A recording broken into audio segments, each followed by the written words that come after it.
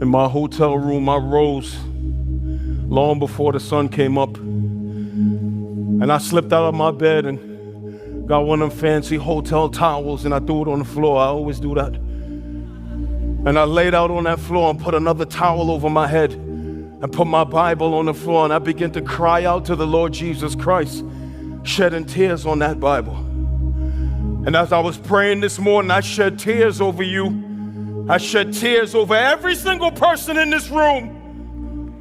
I shed tears over the pastors that are in this room.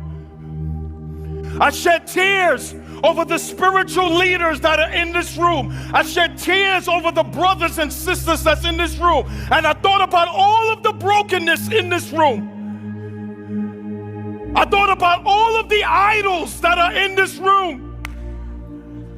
I thought about all the people in this room who don't have vision, who cannot see, who are living their Christian life blinded from what God has truly called them to do.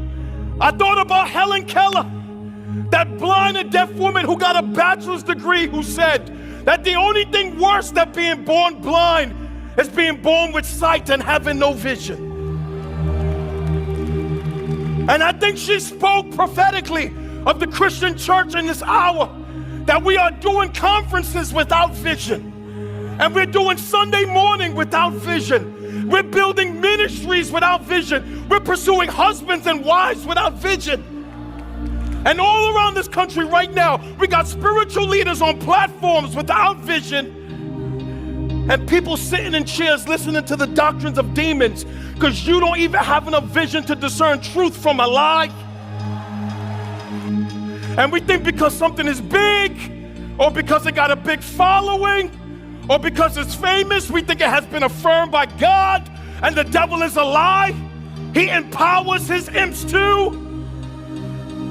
And what the church needs right now in this hour, hear me, we need to be able to see. We need vision right now in this hour.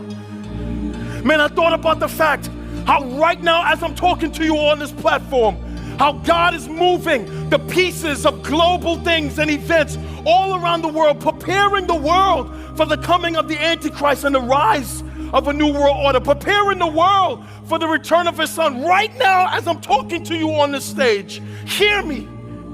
The headlines of the news are reading right out of the pages of the scriptures, and believers are not even paying attention. So we keep playing church while God is trying to prepare us for the end.